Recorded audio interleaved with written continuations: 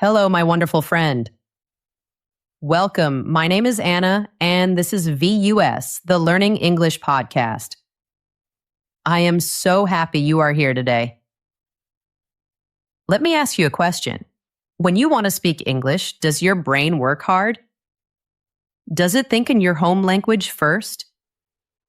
And then slowly translate to English? You know what you want to say. The idea is in your head. It is clear. But the English words, they are hard to find. You search for them in your mind. You try to build the sentence. And when you are finally ready, the moment is gone. The conversation has moved on. It feels slow. It feels strange. It feels frustrating. You feel like you are not you. You feel like a slower version of yourself, a less confident version of yourself. This is a very common feeling. So please know you are not alone. But what if I told you something amazing? What if I told you there is a way to change this? A way to stop translating in your head? A way to start thinking directly in English? In this episode, I am going to give you 9 secrets, 9 simple daily habits. These habits will help change how your brain works. They will teach your brain to think in English. These are not boring grammar rules. These are not long lists of words to remember. No, these are fun, easy, real-life habits. They will make thinking in English feel normal. They will help you speak with speed, with confidence, with the wonderful fluency you have always wanted. Today we begin a new journey together. So thank you for being here. Thank you for pressing play. Thank you for giving your time to your English learning. You are doing something wonderful for yourself. Before we start, if you enjoy this podcast, please think about following or subscribing. It is free, and it helps our podcast reach more English learners, more friends just like you. Also, I love to know where you're listening from. Are you in Mexico? Or Japan? Maybe you are in Canada? Or Myanmar? Or somewhere else in our beautiful world? Tell me in the comments. I love seeing our global family grow. Okay, let's begin. Many people think that thinking in English is magic. They think it is a special skill. Something only for native speakers or for people who are super, super smart. But that is not true. It is a myth. It is not magic at all. Thinking in English is like a muscle. Imagine your brain has 2 muscles. One muscle is for your native language. Right now, that muscle is a champion. It is big. It is strong. It is very, very fast. It has been training its whole life. Then there is the English muscle in your brain. Maybe that muscle is a little small right now. It is a little out of shape. It is not as strong. So when you have a conversation, it is a challenge. Your brain wants to do what is easy. It uses the strong muscle, your native language muscle. That is why you get stuck. That is why you translate. So our goal is not just to learn new words. Our goal is to make the English muscle stronger. We need to build a new road in your brain, a super highway for English thoughts. We want to make this new road so fast and so easy that your brain starts to choose it all the time. It will stop using the old slow translation road. And the best news? You can do this. You do not need to move to an English-speaking country. You do not need to study for 8 hours a day. No, all you need is to be a little consistent. Just a little bit of practice every day. The secret is to stop thinking of this as one big, scary goal. Instead, we will see it as many small, easy actions, little steps you can take every day. So I have broken it all down for you into 9 easy habits. We will start very, very small, with things you can do in less than 1 minute, and then we will build from there. Each habit has one job: to stop the translator in your head and to feed the English part of your brain, to make it stronger. By the end of this episode, you will have a full plan, a toolkit to train your brain. You will feel the momentum, and thinking in English will start to feel as natural as breathing. Here is our very first habit. Habit number 1, the 30-second silent narration. This is where our journey begins. It is the smallest habit. It is the simplest habit. And it is the most important habit. Why? Because it proves to you that you can do this. I call it the 30-second silent narration. It is as easy as it sounds for just 30 seconds. You will talk about your actions in your head. You will talk about what you see around you. Silently. Inside your head. In English. You do not say any words out loud. You do not need to be perfect. The grammar does not need to be perfect. You just need to switch your thinking to English for a very, very short time. Let me give you an example. Imagine you are making a cup of tea. Your thoughts inside your head could be like this. Okay, I am walking to the kitchen. I am opening the cupboard. I am taking out a cup. I need a tea bag. Where's the tea? Ah, here it is. The water is hot. That is it. You did it. It is so simple, but it is so powerful. Why does this simple thing work so well? Think about it. Most of your day, you are thinking silently. And right now, those thousands of thoughts, they are all in your native language. Your brain is on autopilot. This little habit stops the autopilot. It is a small, gentle push. It forces your brain to try the English road. And there is zero pressure. No one can hear you, so you cannot make a mistake. It is impossible to fail. The goal is not perfect English. The goal is just to switch your brain. You are building a new path in your mind. You are showing your brain that it can make thoughts in English, even very simple thoughts. And we start with just 30 seconds. This makes it so easy to do. You cannot say you do not have time. Everyone has 30 seconds. You can do it when you wash your hands. I am turning on the water. The water is warm. I am using soap. Now I am drying my hands. You can do it when you are waiting for the elevator. I am waiting.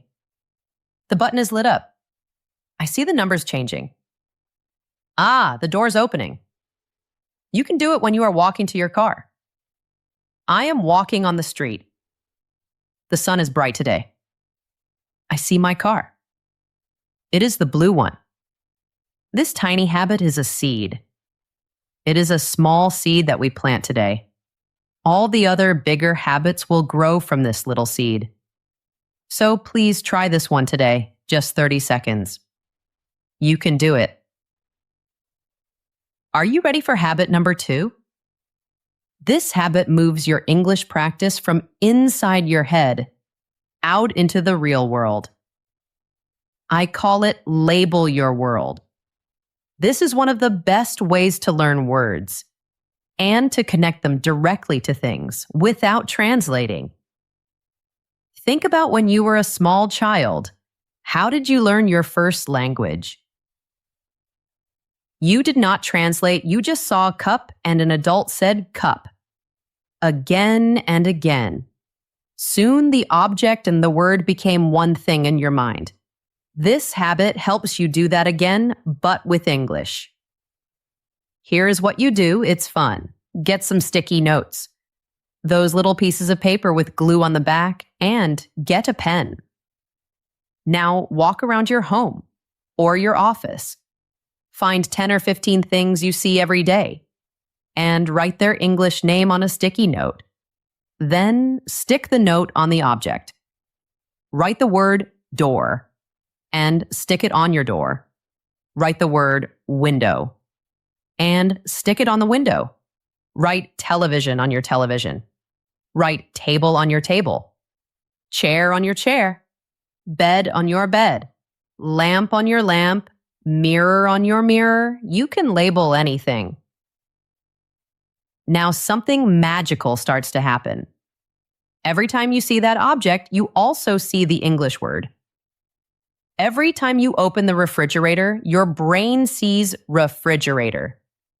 You are creating a classroom in your own home. A classroom that teaches you 24 hours a day. The connection in your brain starts to change. Before, the connection was the object to the word in your language to the English word. That is translation. Now, the new connection is the physical object directly to the English word. The door itself is connected to the word door. You are cutting out the middle step. You are cutting out the translation. You are building that English superhighway in your brain. I know it might feel a little strange at first. You might have little papers all over your house, but it is a very powerful brain trick. You are creating a small English world for yourself. You are immersing yourself in the language. After 1 week or 2 weeks, you can change the labels. Find new objects to label. Or you can make the labels a little more advanced. You can upgrade them. Instead of just door, you can write the heavy door. Instead of chair, you can write my comfortable chair. Instead of refrigerator, you can write the cold refrigerator. This helps you start thinking in small phrases, in bigger chunks of English. This simple habit turns your everyday world into your personal English teacher. Okay, let's move to habit number 3. This habit helps with a very big challenge. The challenge of making your own sentences. It is one thing to think in single words, but it is another thing to form a full sentence. This habit is called the daily one-sentence journal.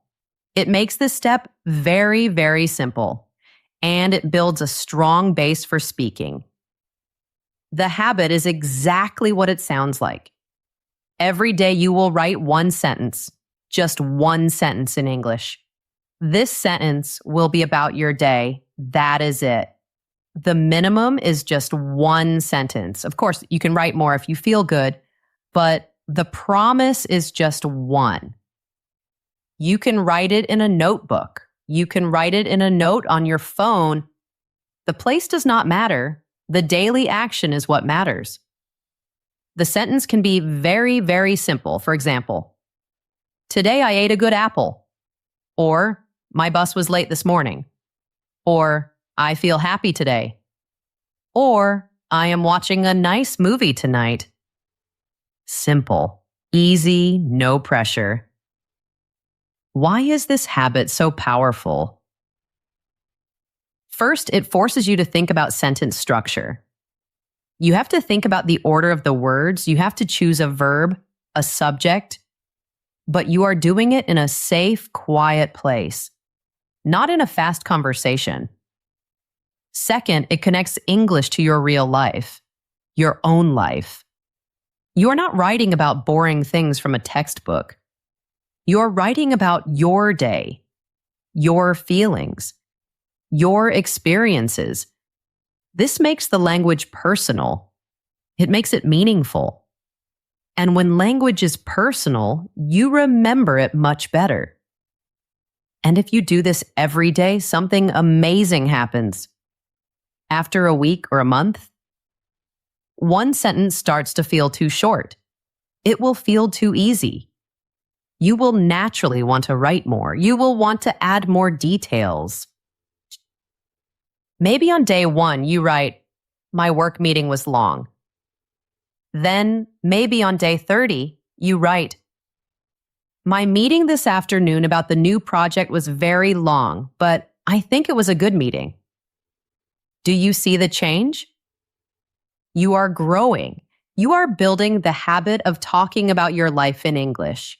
You are making a bridge from your thoughts and feelings to the English language. It is a beautiful process.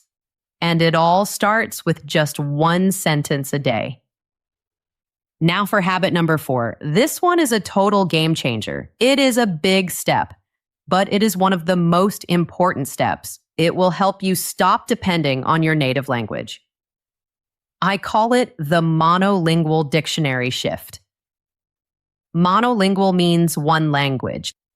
So it is an English to English dictionary, an English-only dictionary. Here is the rule for this habit. From now on, when you see a new English word, you are not allowed to look up the translation in your language. No, instead, you must look it up in an English-only dictionary. A learner's dictionary is perfect for this, like the Merriam-Webster Learner's Dictionary online, or the Oxford Learner's Dictionary. They are free. Think about what happens when you translate. You see a new English word. You look it up, you see the word in your language, and your brain says, oh, okay, this English word is just another name for our word. You are tying every new English word back to your native language. You are making the old translation road stronger. We need to cut that rope. We need to break that connection. When you use an English-only dictionary, your brain does something different. Imagine you see the word enormous. You don't know what it means, so you look it up in a learner's dictionary. Instead of seeing a word in your language, you see a simple English explanation. It might say, extremely large, or very, very big. Now you are learning the new word enormous by using other English words you already know, like very and big.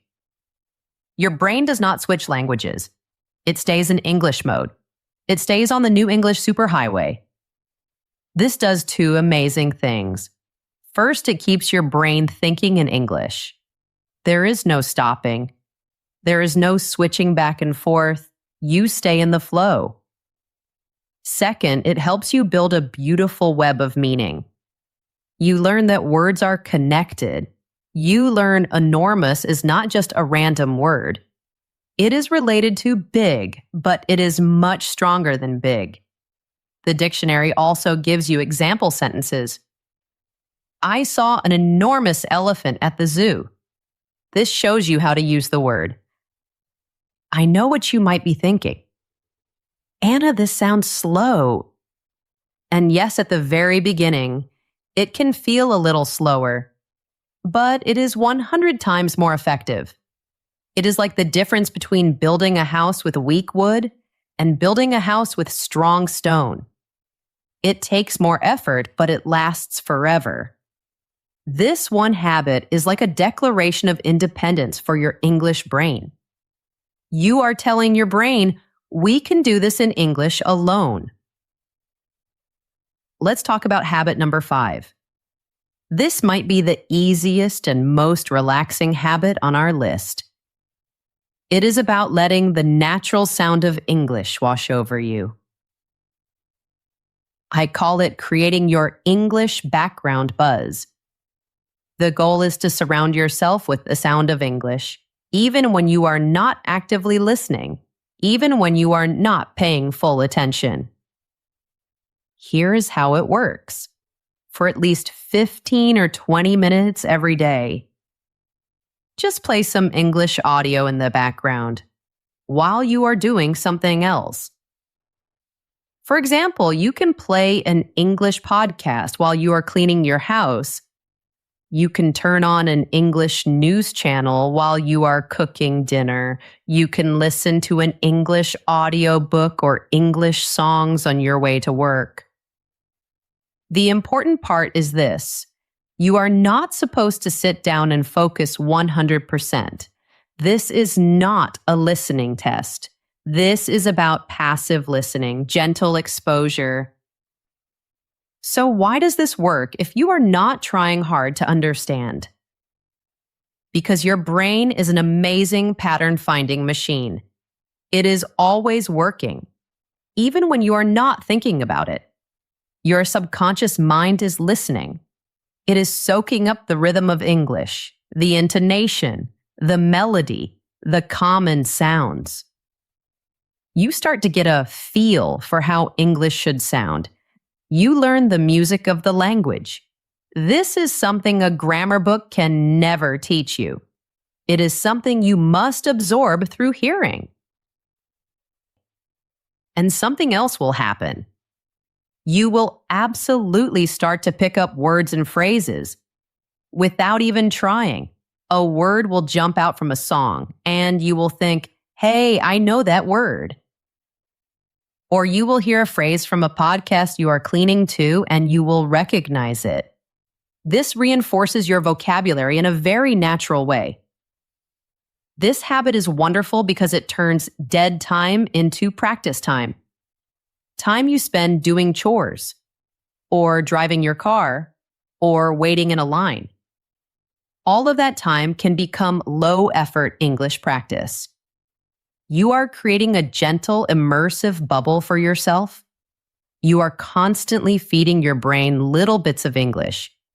This makes the language feel less strange, less foreign, and more familiar and friendly. Okay, are you ready for habit number 6? This habit is a mental exercise. It is a workout for your brain. It gets you ready for the speed of real conversations. It is called being a conversation predictor. It is all about guessing what people are going to say. This trains your brain to think and react faster, and it helps you avoid that scary feeling. That deer in the headlights feeling where your mind goes blank. The biggest problem with translating in your head is that it is slow. It is way too slow for a live, real-time conversation. By the time you translate the question and prepare your answer, the other person is already talking about something else. Predicting or guessing is the ultimate shortcut. It is what your brain does in your native language all the time. You can train it to do the same in English. Here is the exercise. Before you enter a common situation, a situation that is predictable, take 30 seconds to practice the conversation in your mind, in English. Let's use a perfect example. Ordering a coffee. This is a very predictable conversation. Before you walk into the coffee shop, stop for a moment. Close your eyes if you want. And think, what is the person behind the counter going to ask me? They will probably say something like, hello, what can I get for you today? Or maybe, hi, are you ready to order? Okay, and how will I answer? I will say, hello, I would like a large latte, please. What other questions might they ask? They might ask, for here or to go? And I will answer, to go, please. They might ask, would you like any sugar? And I will answer, no, thank you. Do you see what you just did? You had the entire conversation in your head. First, you prepared your brain, you gave it a script. You can do this for so many situations. Buying tickets for a movie. Checking out of the grocery store.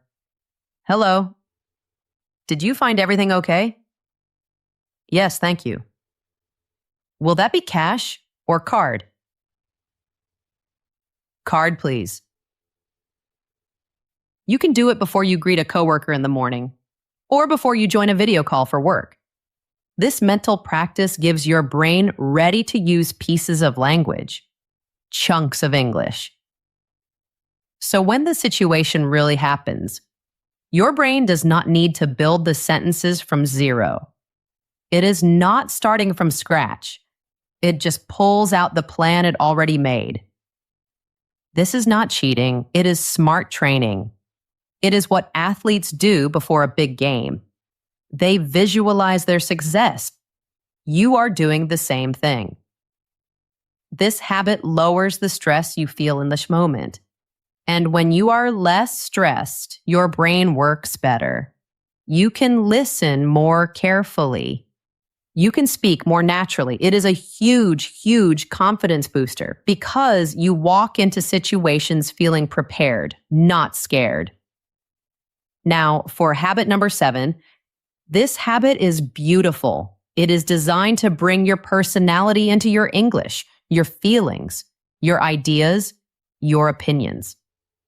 So many learners get stuck. They can describe the world. This is a table. That is a car. But they cannot say how they feel about the world. This habit fixes that.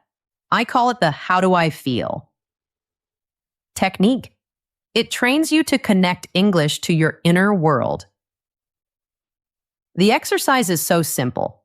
As you go through your day, pick random things you see or random things you experience. And ask yourself one simple question in English. The question is, how do I feel about this? Then you answer it.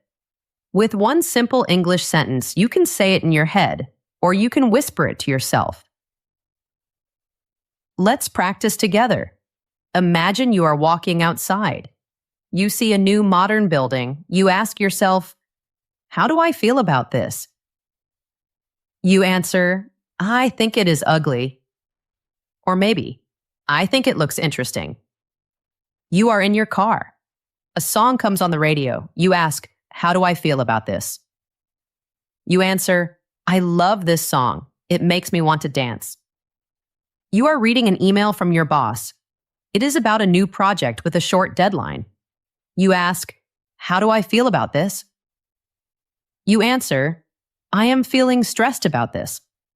Or, I feel overwhelmed.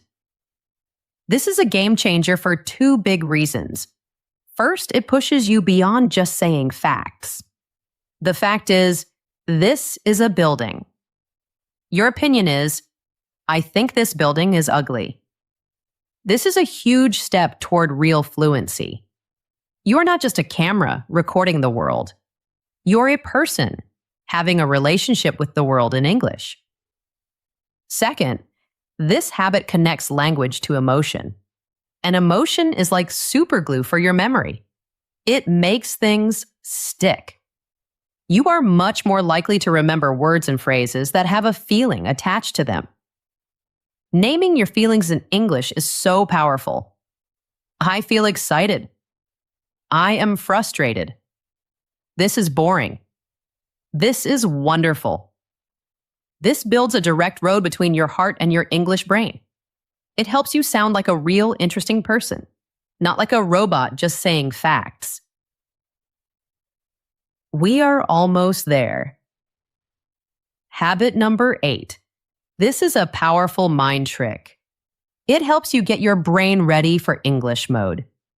It is about creating a special switch. A switch that tells your brain, okay, it is time to use English now. This habit is about finding your English mantra. A mantra is just a short, strong phrase that you repeat to yourself. In this case, its job is to be your mental light switch. Your job is to pick one simple, positive, and encouraging sentence in English. You will use this sentence to start your practice, or to help you when you feel nervous. It helps you focus your mind. Your English mantra could be something like this. My English is getting better every day. I am a confident English speaker.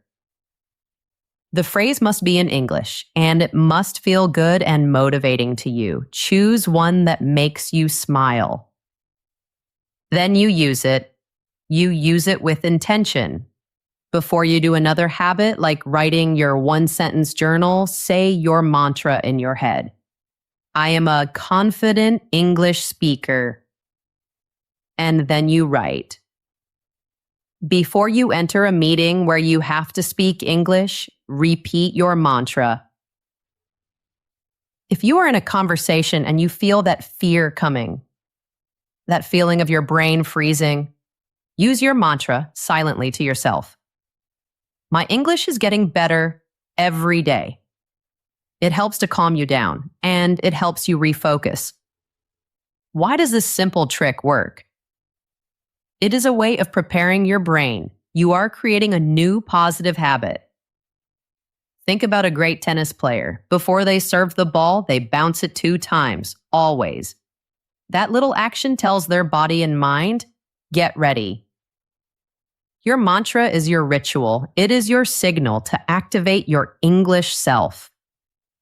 It helps to quiet that negative voice in your head. The voice that says, this is too hard, or I am going to make a mistake. It replaces that voice with a positive, powerful command. Over time, just saying the mantra becomes a shortcut.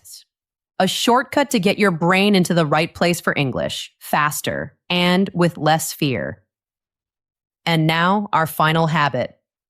Habit number 9. This habit changes how you think about the act of speaking itself. It is the secret to sounding smooth and natural. Most learners try to speak word by word. They have an idea, and they try to find word 1, then word 2, then word 3. They are building every single sentence from small, separate bricks. This is very slow. It is very hard work, and it is exhausting. Fluent speakers do not do this. They think and speak in chunks, in groups of words, in pre-made phrases. It is like they are snapping together Lego blocks. This is the Lego block method. Your job is to become a collector. You need to start noticing and collecting these chunks of language. These are groups of words that are friends. They love to be together. For example, we do not say, do a mistake. We say, make a mistake. Make a mistake is a chunk. It is one Lego block. We often say, to be honest, before giving an opinion. To be honest is a chunk. We say, by the way, to introduce a new topic. By the way is another chunk. Here's the habit. When you are listening to English or reading English, start to pay attention to these word families, these chunks. When you learn a new word, do not just learn the one word. Learn the words that are its friends. For example, if you learn the word appointment, do not just memorize appointment. That is not very useful. Instead, learn the chunks. Make an appointment. Have an appointment. Cancel an appointment. Go to an appointment. These are the Lego blocks you need for conversation. Keep a special place in your notebook or a file on your computer and call it My Lego Blocks or My English Chunks. In this place, do not write single words. Write the whole phrases. I'm looking forward to... That reminds me of... In my opinion. On the other hand, see you later. Have a good time. These are the true building blocks of fluent, natural conversation. Then when you practice speaking, try to think in these chunks, not in single words. This makes speaking so much easier. It takes away so much pressure from your brain. Your brain is not creating every sentence from nothing. It is just grabbing a block it already has. I'm looking forward to... And then it adds the next part. The weekend. Speaking becomes faster, it becomes smoother, and you sound much more natural because you are using the same patterns and chunks that native speakers use. And there you have it. 9 wonderful, simple daily habits. Habits to retrain your brain, to stop translating in your head, and to finally start thinking directly in English. We started so small with the 30-second silent narration. We moved to labeling your world with sticky notes. and writing your daily one-sentence journal. We learned about the very important English-only dictionary shift. We talked about creating a background buzz of English sounds, and we practiced being a conversation predictor. And finally, we learned to connect English to our feelings with the "how do I feel?" We learned to prepare our mind with an English mantra and to speak more naturally with the Lego block method. One by one, each of these habits seems very small, maybe even too simple. But that is why they are so powerful. That is their secret. Fluency is not created in one big heroic moment. It is not born from studying all night long. No, real lasting fluency is built in quiet moments, in the consistency of small daily actions. It is about showing up for 30 seconds, for one sentence, for one new phrase, day after day after day. That is how you build a strong muscle. That is how you build a superhighway in your brain. This journey to thinking in English, it is not about becoming a different person. It is about becoming more of yourself in a new language. It is about letting all of your smart, funny, kind, and interesting thoughts flow freely, as easily in English as they do in your native language. You have the plan now. You have the toolkit. You have everything you need to start right now. Your new journey begins with one small step. The most important thing you can do right now is to choose to start, to make a commitment to yourself. So I have a question for you, my friend. Which one of these 9 habits will you start today? Pick just one. Only one to begin. Maybe it's the 30-second silent narration. You can do that right after this podcast ends. Maybe it's labeling your world. You can find 3 sticky notes and label 3 things in your room. Please let me know in the comments below. Which habit are you choosing to start with? When you write it down, it makes it real. It is a promise to yourself. And our community here can support you. I want to see you start this journey. And if this episode was helpful for you, if you want more simple, practical ways to improve your English fluency and confidence, please make sure you subscribe or follow the podcast. This is a community of friends. We are all learning together, and I will be here with you every step of the way. Remember, the person who becomes fluent is not always the smartest person. It is the person who is the most consistent. The person who just keeps going, one small step at a time. You have the map. Now it is time to start your journey. Thank you so much for listening today. It was a pleasure to be with you. See you next time, my friend.